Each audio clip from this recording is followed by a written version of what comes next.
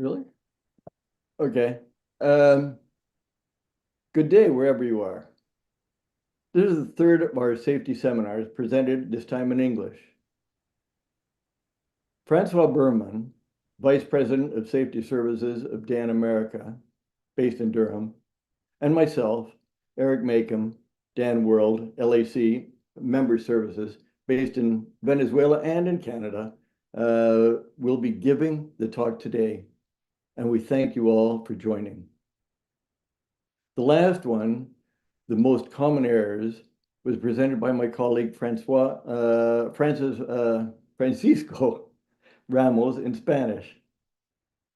Our webinars are bi-monthly and published on YouTube at Dan World TV. There's no need to copy any of the presentations, nor read all the text, as you can download it tomorrow. Our YouTube channel gives you that possibility, and it lets you do it in any language you want. Before I start, I wanted to go over and give you a brief review of Dan World, where we came from and where we are today. My colleagues will answer some questions online during the talk, and Francois and I will answer at the end. Also, feel free to contact us by email at any time. We're always here to serve you. The origin of Dan was in 1980 as National Diving Accident Network. In 1982, we changed the name to Divers Alert Network. In 1990, we were granted nonprofit status. And in 1991, all the different DANs around the world joined together to create IDAN. In 2009, Dan World was created by Dan America to better serve different regions in their own languages. Today, the Dan World regions are LAC, which I'm part of, AP, which is the English and Indonesian Dan, based in Australia. And we've just added in Dan Canada.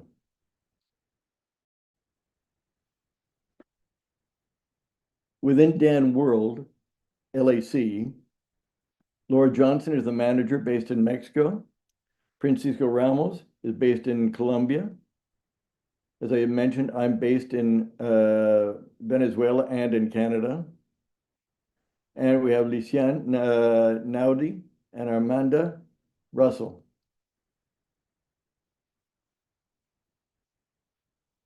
Dan's mission. We're a nonprofit organization. Our purpose is to provide timely information and assistance for underwater diving injuries, to work to prevent injuries, and to promote dive safety.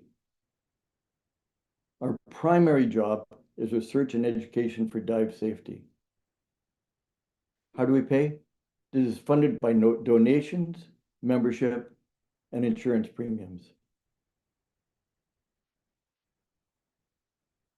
We're the most recognized and trusted organization worldwide in the fields of dive safety and emergency.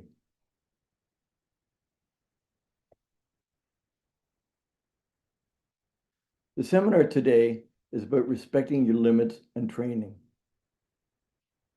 As mentioned, there's no need to copy any of this because you can download it all tomorrow on YouTube Live. So there's no need to do anything. I've highlighted the main points on the slides so you don't have to be reading everything as well. This is not a 20-minute course on dive safety that your dive certification agencies have given you. What this is I want you to make sure that you know how to look up anything regarding dive safety from the Dan websites and your member portal. Limits do not apply just to depth, but to overall training. Your physical condition, which changes over the years. Thank goodness I'm young. and your location.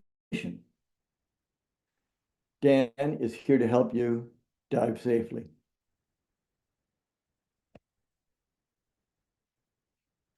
What happens if you don't respect your limits? There's so many different factors on this. The answers include everything from absolutely nothing to you die. Underwater or on land, ego has no cure. That is the reason why ego is so dangerous. For many divers, when they learn that lesson, it's already too late.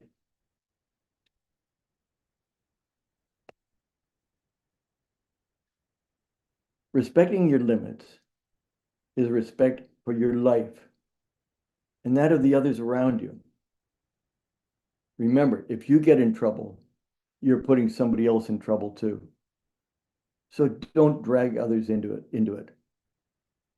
Our diving is a recreational activity. It's not a lethal pursuit.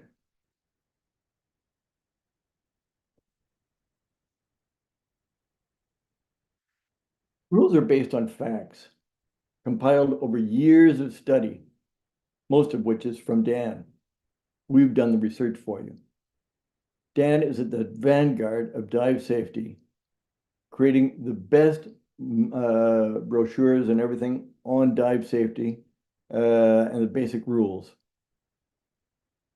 The basic rules like flying after diving, which we put together.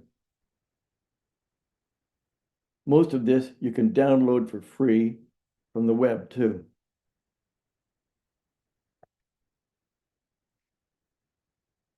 Dan produces excellent free information written for anyone to read, to learn about limits, starting with the new diver and going on to in-depth studies and courses.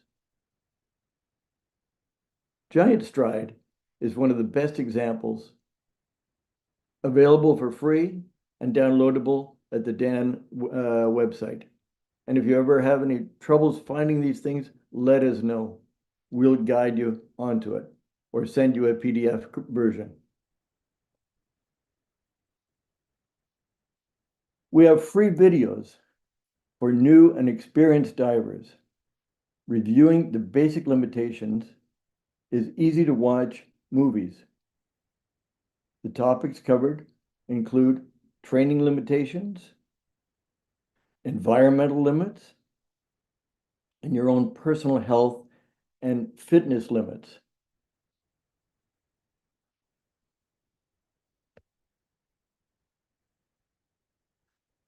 Dan historically is the leader in education. We've got 20 free courses available in your Dan e-learning portal to make you a safer diver. Take them. I'm amazed all the time when I talk to people, they don't recognize that they have all of this available for them by just looking to the right of your portal screen and seeing the word e-learning. And most of these courses are all for free. So you can just go on, take them at your leisure online.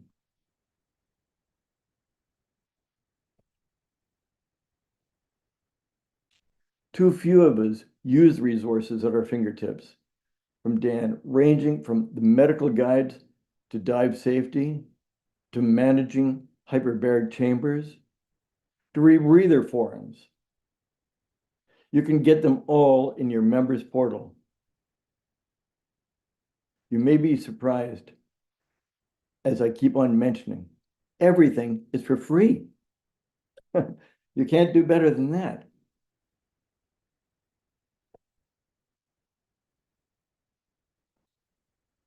Dan has hundreds of triptychs, studies, books, and movies to make your diving safer. Use them. Visit our YouTube channels. 4 days, 9 safety experts, 13 presentations, one simple mission: to make diving safer. This is Dan at DEMA 2020.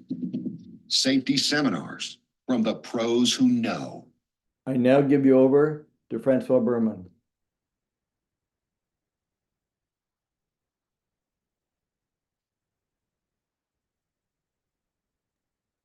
Thank you, Eric. Just let me know if you can't hear me. It should be loud and clear. So I'm going to give you just a very brief talk this evening, my time here in the US, about diving equipment failures. And Eric labeled this webinar, Know Your Limits. And one of the limits you have that you really need to understand is that your dive equipment is life support equipment. If it fails you underwater, it can put you into a lethal situation, as we well know. We collect what we call incident reports. They're anonymous incident reports from around the world over many years, and the ones that relate to technical issues come down to my department, and we spend some time analyzing them. Just a word before we get too deep into this. As you can see, this is Dan World. We're very much an international organization. Eric is from Canada and Venezuela. Francisco is from Colombia, and I hail from the country way down in the southern hemisphere called South Africa. And I've been with Divers Alert Network since 1996. So I was part of the Dan Southern Africa for many years, and then I migrated across to the US in 2016. So we truly are a international organization, and my particular department is called Safety Services, where we work really hard to prevent accidents from happening. So we take lessons that we learn and turn them into information pieces so that we can all share what has happened and hopefully help people prevent accidents from happening. And just lastly, under Safety Services, we have our first aid training. So that forms part of what we do, and that's obviously in several languages. We have our hyperbaric chamber program, where we essentially collect information from recompression chambers around the globe that are prepared to treat injured divers. We have very much a direct relationship with them.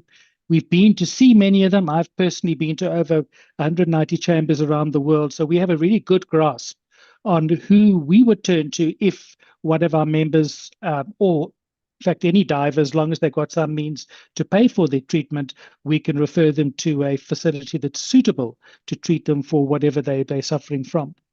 And then we have, as I said, our prevention department, which is very much alive. Eric showed you some of the e-learning modules we put together, and our primary focus, as I said, is true safety, preventing accidents from happening. But accidents happen and equipment fails. And really the question that this presentation, very short presentation, is going to try to illustrate to you is, did your equipment fail you, or were you somehow responsible for the failure of your equipment? And you're going to see it's very much sadly in favor of you. But that means that if you listen to what we share with you, then you have a far better chance of preventing your equipment from failing.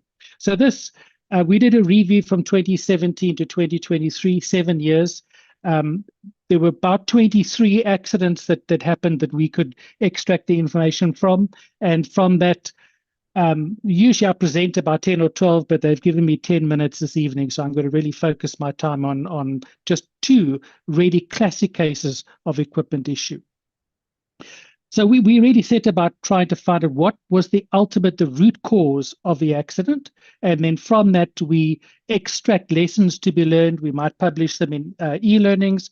We might publish them in the Alert Dive and various other means of getting information out. And then sometimes people come directly to us and we can share with them what the issue is. And interestingly enough, just last week, we had a call from somebody in Norway that had a regulator failure. Both his primary demand valve as well as his octo fortunately had another complete set on him, but it's really a mystery as to what happened. We spent time digging into that to try to figure out what the cause was.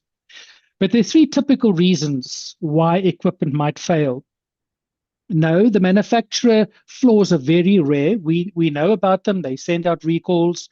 Some people might suffer from a few incidents as it starts, but that's very quickly remedied either by design or by some manufacturing modification. So yes, equipment can fail due to a design flaw, manufacturer flaw, but that's pretty rare. You're very unlucky if that happens to you. Secondly are what we call the user issues, and they generally, in all of the accidents from 2017 to 2023, 95% of them were related to things that we as divers actually end up doing. And it could relate to your inadequate, don't really want to say the word training, but perhaps when you were drawn into this business, you learned to dive on somebody else's diving equipment, then you bought your own equipment, and you haven't really been trained on that equipment properly, and that could really let you down. Then, as most of us know, we don't send our regulators in annually to be serviced. Sometimes they are not serviced for 10 or 15 years, and then people start asking questions, well, why did my regulator fail? And once we take it apart, it's pretty obvious.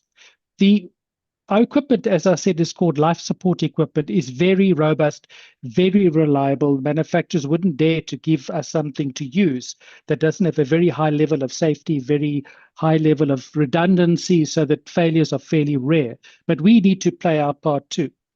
And then the third one really is what we call complacency. You may not realize that when you pick up a scuba cylinder, 11 liter or 80 cubic feet or whatever you call it, you're picking up what's in that cylinder is as much energy as a medium-sized motor vehicle traveling at 140 kilometers an hour down the motorway.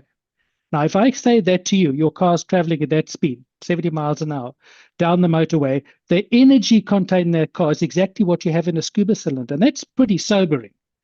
But even though I'll tell you that, within a couple of months of handling your equipment, you don't really think about that anymore. You become complacent. The risk hasn't gone away. It's just your perception of the risk that goes away. The same as diving. In the beginning, you're nervous about your regulator coming out, making sure you have air supply, and a whole host of other things that you learn from the agencies. And within a couple of dives, they start to become less of a concern to you. Part of that is good. It allows you to relax, but they're essential lessons that we should never forget.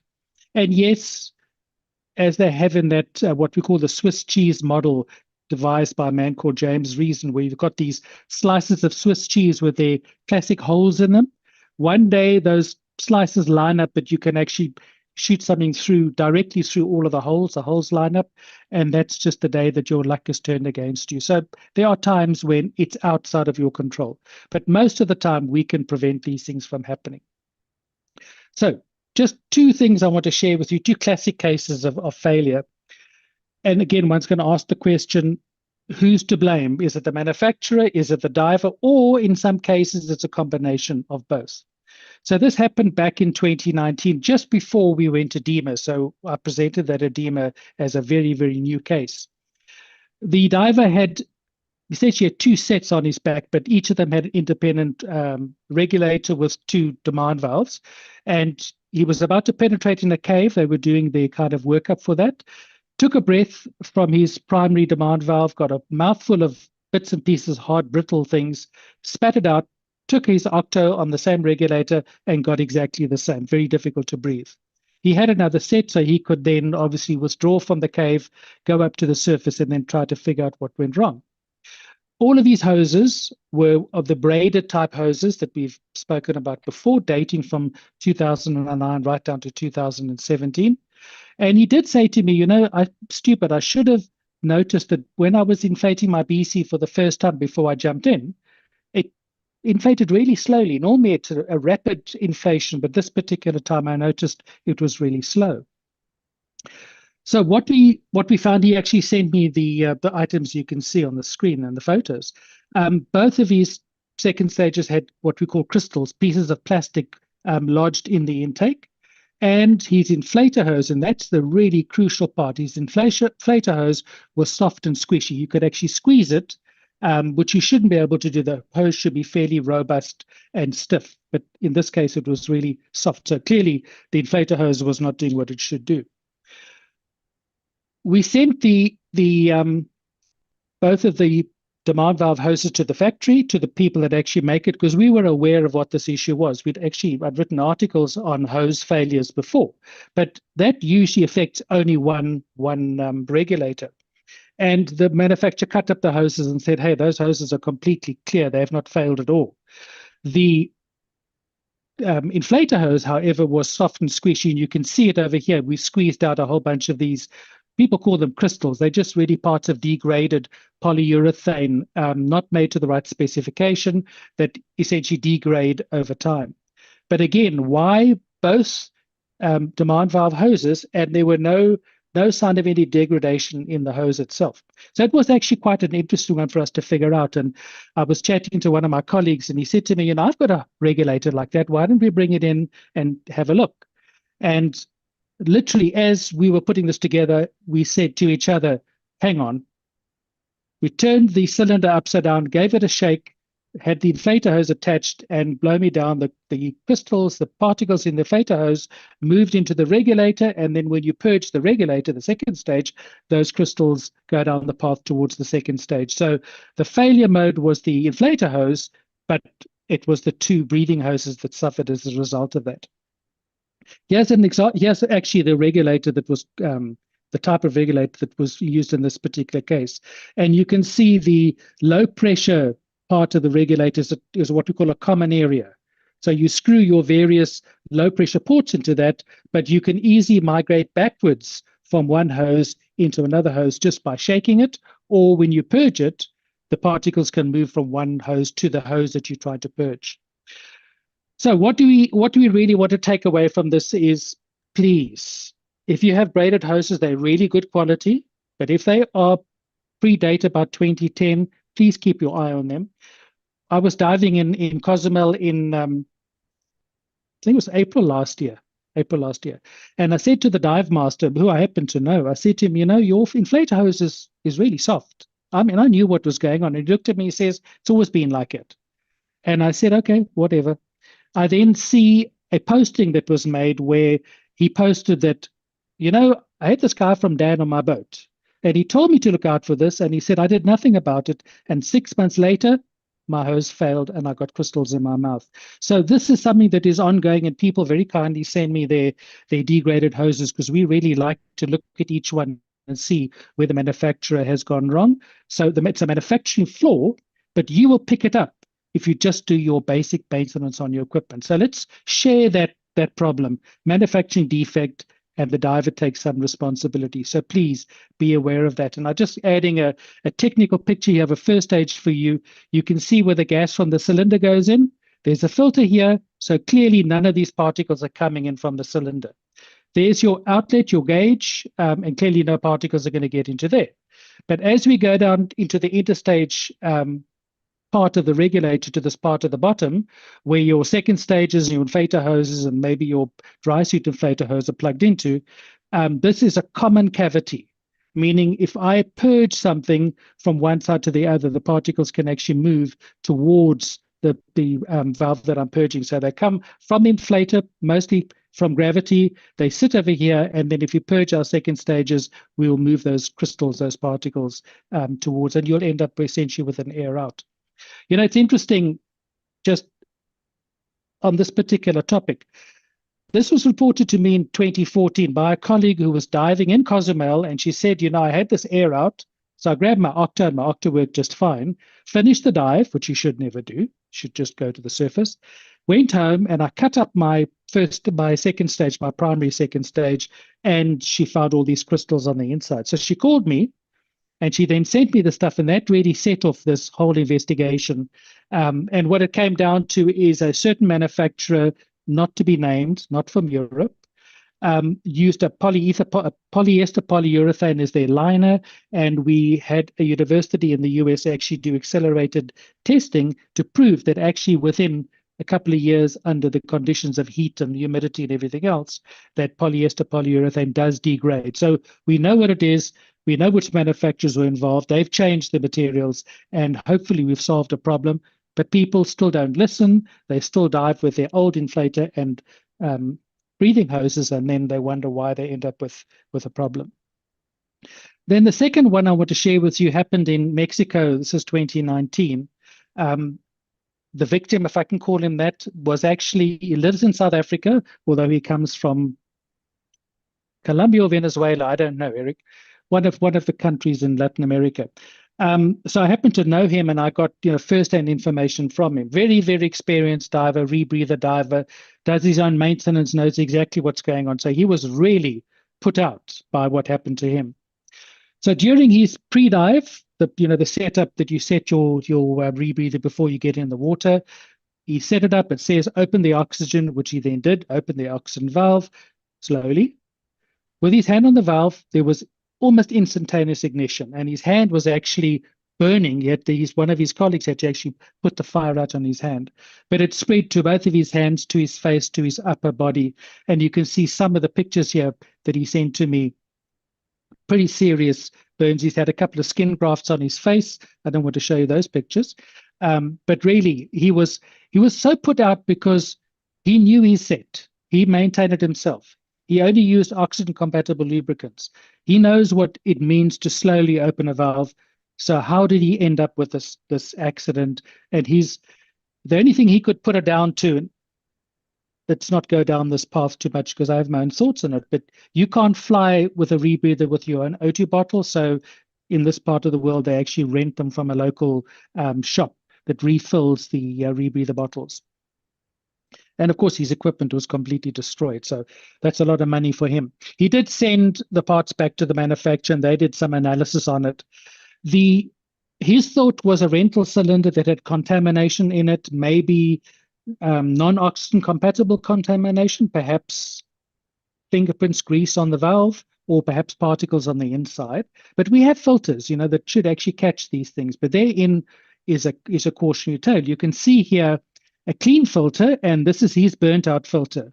And when fires happen in gas flows, they don't go upstream unless there's fuel. They generally go downstream. The fact that the filter is pretty badly burned indicated that there was most likely contamination in his regulator, in his own first stage regulator. Okay, let's give him the benefit of the doubt. Perhaps the contamination came from the cylinder that he had rented. But where does the ignition come from? This is not spontaneous ignition. There has to be some form of heat that can cause the fire to actually start. And the two most common things we find in oxygen systems and in diving systems are adiabatic heating, rapid pressurization of a line where it flows into the line, but there's no flow out of the line, or particle impact. And in his case, let's give him the benefit of the doubt. Particle impact most likely, because adiabatic heating happens when you open your valve too quickly. And he took pains to tell me that he always opens his O2 valves very slowly. You can see a picture of the regulator here that went back to the manufacturer. And the manufacturer actually said, look, this shouldn't happen, but they changed some of the pore sizes to slow down the flow of the gas even more. Won't affect the diver, but then prevents the possibility of adiabatic compression from happening. So the take home from this is keep clean, keep everything clean. If you're dealing with oxygen, please. And when I say when you're dealing with oxygen, don't get angry with me now.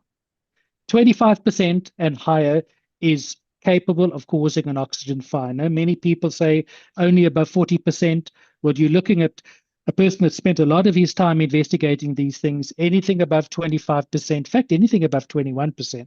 But we set the safe limit at 25%, means it is perfectly capable of igniting some mixture of where you have the heat and the fuel. Make sure that your lubricants are oxygen compatible. Some people know about this. Some people think that you can use any regular silicon-based lubricant that you'd have in your scuba cylinder. You can use that in a rebreather where we're using high percentages of oxygen. Make sure that all the parts that you use are oxygen compatible. So really what I'm saying is, if you're going to be working with oxygen, you need to know what you're dealing with. And this wasn't the only fire that particular year. There was another really bad case in Bonaire. Fortunately, no one injured, but pretty well destroyed pickup truck. And then the items outside of your control, like the cylinder in this case, I can't really think of a good way to prevent this other than if it's my cylinder that's being rented, I'd probably take it, make sure that the cylinder valve is cleaned, most likely take a white handkerchief, a white piece of cloth, put it over the outlet of the cylinder, crack open the valve, let some gas blow through, make sure that that white cloth remains white, and then I know I don't have a lubricant, I don't have particles. If something happens, then it's really on me. And really, when we talk about slow, most people say, well, slow is, maybe 2-3 seconds to open the cylinder valve. Actually, according to the definition given by gas companies that work with oxygen, slow means from fully closed to fully open in not less than 1 minute. That's the strict definition of slow. And I mean, none of us, and me included, are going to take a minute to open an O2 bottle. But there's one snag.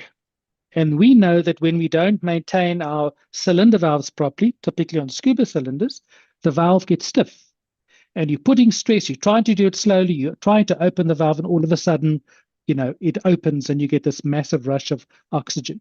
It doesn't always ignite. 95% of the time, with fuel in the line, 100% oxygen, all the things we shouldn't be doing, we still don't get a fire. But that 5% could be you. So please, when it comes to oxygen, be aware of the risks that you're dealing with. Oh, sorry, I didn't mean to go off over there. So Eric, I'd like to please post your questions in the chat. Francisco will collect them for us afterwards. And please think of what you'd like to ask me, and you're welcome to ask me any questions afterwards. Eric, I've given it back to you. Thank you.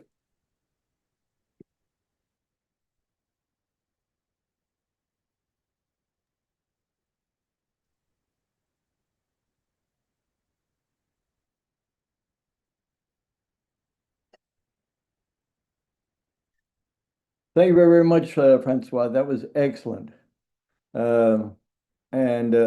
Yes, it makes me think twice about my own work with rebreathers and how I've done things. I thought I was doing everything well, but I certainly don't take a minute to open up the valves, as you say, most people don't. But thank you. Thank you. But speaking of things like that on your limits, I was to a funeral a couple of years ago now, to a corps director friend who did not respect his own rules. He was trying to help a fisherman recover a motor lost at 50 meters depth. This was at the end of a day. He took a cylinder which was not totally full and went down, one cylinder. And it took him a while to get the thing tied on. At that point, he's out of air. He ended up having to go rushing right up to the surface. And unfortunately, very tragically, he died. Lack of thought, lack of preparation, and overconfidence, your ego again, led to an avoidable accident. He taught the rules, which he did not follow. So be careful. And remember that rule of thirds. 1/3 for your tank going out, 1/3 for the tank coming back, and 1/3 just for extra. Keep that in mind. That's really important, and people don't.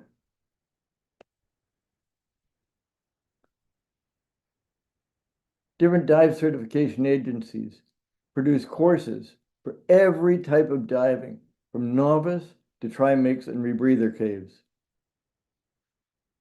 The first thing you learn in cave diving is to go slowly, with pre-dive preparation, and with great respect for what you're doing and where you are. Too many regular divers don't have that respect. So be careful.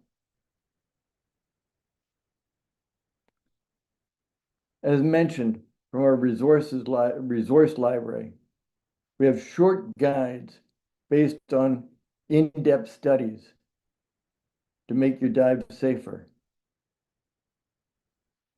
You can download these for free online. They're very, very good. And if you want more information, you go on to the next stage and you can get the whole booklets about it. Here are the top 7 mistakes to avoid from one of our guides. These are the most common factors leading to death. All can be avoided by following the rules and not letting your ego dictate where and how you will dive.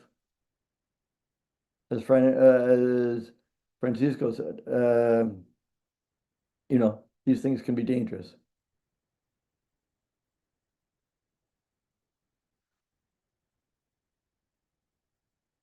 Being tempted by the forbidden is part of human nature. It's fun. The intrepid venture into the unknown can be more dangerous than you think. Motivations are commonly either intrinsic, such as curiosity, ego, or extrinsic when driven by peer pressure. The shame to say, no, oh, I don't want to look like a loser. So you go along with the people and you do it.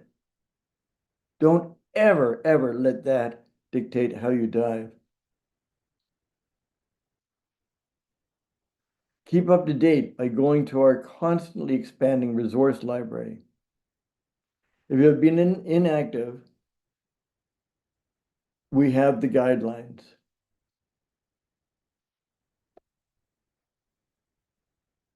We produce both written and video guidelines, movies to go over the whole thing for you. Very simple, very easy, very much fun to watch. Practice your skills. You learned this years ago. When did you last practice it? Refresh your skills, safety with our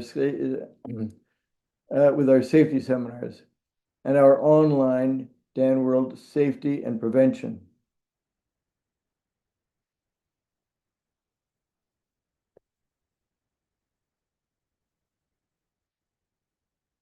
Our skills in action.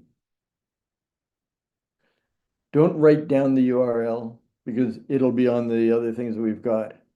But you can go to our websites and just look at these things.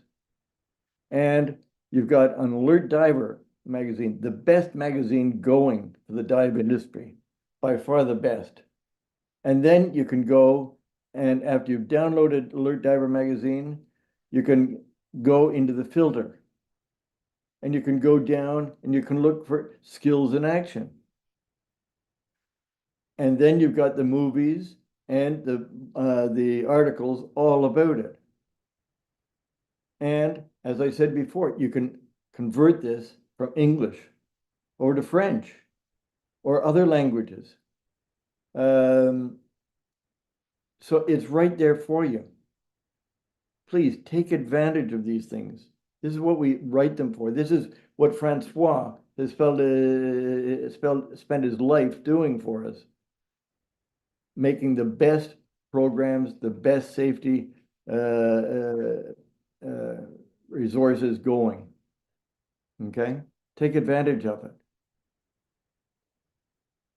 Well, I want to thank very much Francoise Burhman, the Vice President of Dan Safety, for taking the time and effort to come and join us in this seminar.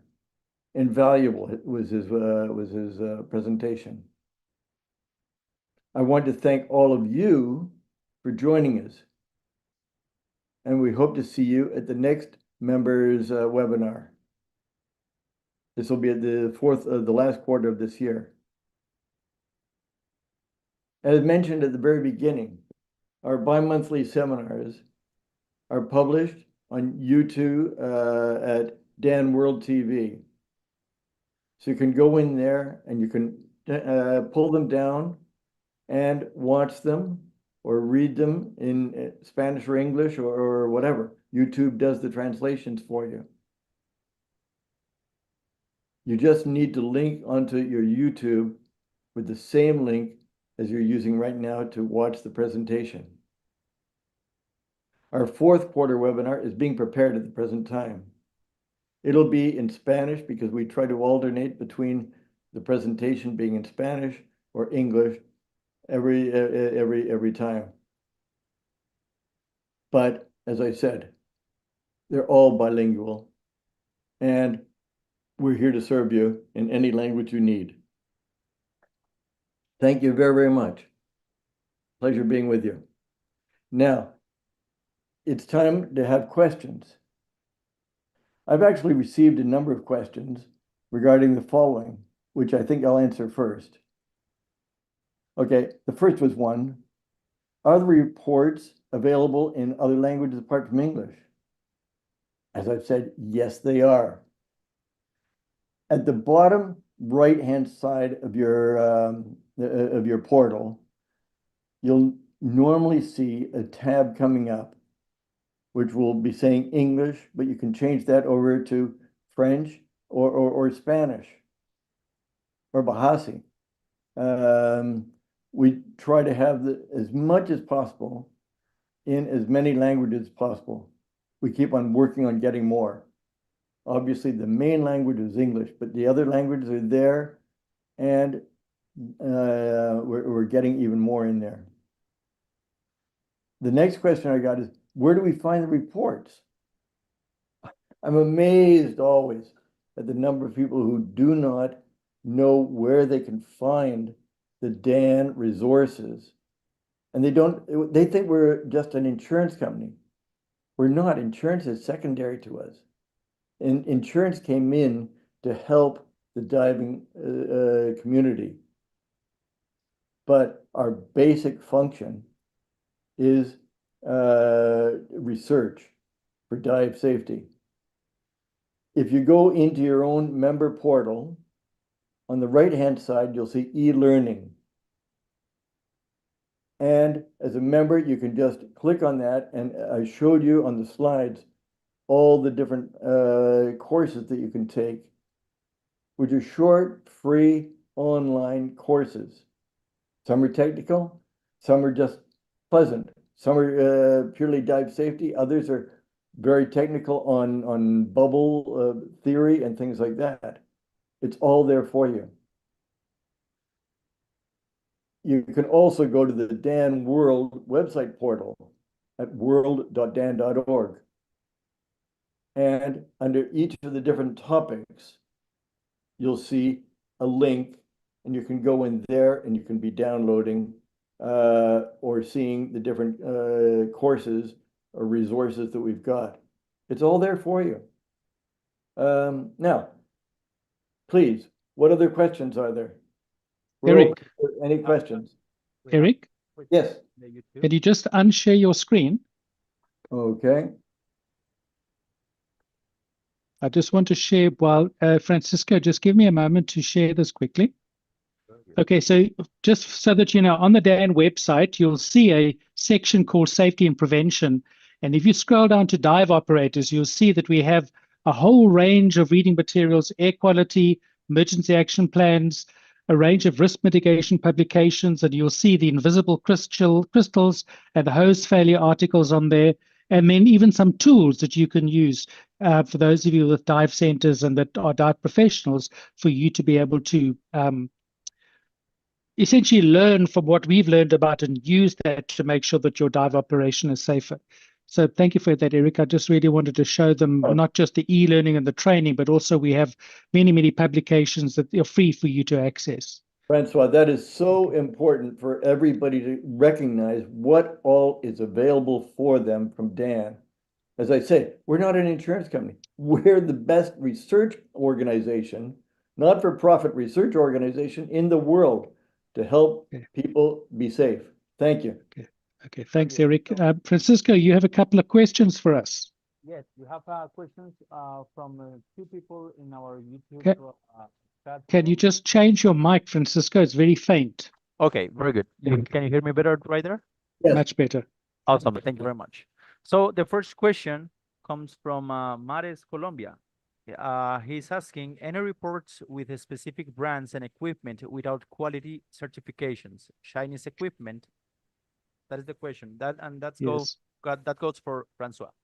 Okay, so I don't really want to mention manufacturers' names. And in fact, if I just use the word China, many of those manufacturers don't indicate what their brand is. You just get the hose, it's got stamping on the ferrules, on the ends of the hoses, and it's very difficult to tell. So they took note of the articles that we wrote. So Chinese hoses now comply because they're using the proper polyether, polyurethane on the line on the inside. But if you have a hose that is stamped predates 2017, going right back to 2009 when we picked up most of the failures, please make sure that you know where that came from. The easy way to tell is that the European manufacturer has laser engraved the letters on the end pieces of the hose. And if you see the black laser engraved comes from a company called MyFlex or MeFlex, some people say, then we know that those hoses don't fail. If they've been hard stamped and they're fairly old hoses around about 2009, then you're most likely going to end up with trouble. And we know that they sold those up until about 2017, but you won't get 2017 hoses failing yet. They take about 10 years to degrade on the inside. Now, Francisco, just to finish that particular topic, what I'd like for you to take home from this is inspect your hoses. If you have braided hoses, at least every week or so, especially if you're a dive pro, just bend the hose over your finger when it's got no air in it and feel whether it feels squishy. And if it's not squishy, and if you bend it, it doesn't crimp, it doesn't actually break the go out of round. I'm trying to think there's a better word. It doesn't flatten, then your hose is good. And the failure is not a rapid failure. So if it feels hard on the inside and it's still good, it's most likely fine. When you start to feel it almost cracking under your finger or going soft under your finger, that's the time to get rid of it. So please, it's really up to you to do your proper maintenance. Some people have decided the hoses predates 2017, unless it's the Italian one, we're going to throw it away. And that's probably something I would advocate that you consider doing. But if you want to try and optimize the length of use, then just do regular inspection on your hoses. When it starts to fail, it's absolutely obvious. And this colleague of mine, the dive master in Cozumel, I told him and I showed him, and he still decided that it was working last time, it'll continue to work. He didn't realize that it can actually migrate from the inflator hose back through the regulator into his breathing hoses. So, Francisco, I hope I answered the question for you there. Very good. And we have another question. It comes from Cesar Ramirez. Thank you, Cesar. So, is any particular order for equipment inspection? Gosh, that's a very broad question. When you say inspection, do you mean for the diver or the professional before they go diving to check, or inspection kind of periodic inspection like monthly, 6 monthly, yearly? Which of the two does the question center on? Okay, just in case if Cesar is around, but I would help a little bit on this. I think he's trying to ask if there is any particular order to check your equipment periodically and how to do it. Okay, that's a long answer to that. But we know that regulators should be serviced, at least checked annually and properly rebuilt. And I don't want to now step into the grounds of manufacturers, but from my point of view, you don't rebuild a regulator every year unless you're using it very, very frequently. So typically every 2 or 3 years, they will rebuild the regulator to take out all the soft parts and some of the little needles and springs. So every 2 to 3 years, your first stage regulator should be redone as well as your second stage. But that's when you send it to the service center. My focus really is on the diver. Before you dive, make sure there are no leaks. Before you dive, make sure that your hoses are in good condition. If the regulator is leaking at the cylinder valve, if there are any other leaks, you shouldn't be diving with that equipment. Apart from that, we would normally institute, if you're owning equipment which you're renting to people, is obviously the visual inspection when it goes out for service. But every month, one should be taking the equipment, putting under the pressure, checking that there are no leaks, that things are working as they should. The cylinders, we know, get a 5-yearly hydro test, and they get an annual visual inspection. Francisco, that's all I can answer from the top of my head. If anybody has any specific questions, then please let them send them to you. I think you have answered already, Cesar. Cesar, if you can explain a little bit your question, that would be great. He's saying right now, I mean my own equipment, which I think you answered already along your Correct. question. Correct. Yep. So every time you go out on a dive expedition, maybe you're going to do one dive, maybe it's a 2-tank dive, maybe it's a week of diving. Before you head out from home, make sure that everything, that the BCD, the straps, there are no obvious tears in the BCD, that your hoses are nice and firm, that there's no corrosion on the joints, that things connect easily, that you haven't dropped anything, that the gauge is not working. So that's what each diver should take as their own responsibility. And then when you get to the dive site, please just be aware if the inflator hose is not inflating, or if the BCD is not inflating correctly, as we taught to do. We taught to put air in your BCD, take a breath on your regulator. These are very important last step checks for you to do before you jump in the water. Awesome. Cesar says, thank you, very clear. Anything Uh, else for me, Francisco? Looks like we don't have no more questions from our YouTube. You can proceed and close if necessary. Very good. Okay, we thank you all very, very much for joining us, and we look forward to seeing you again later on this quarter. Okay, Goodbye, everybody. bye-bye, everyone.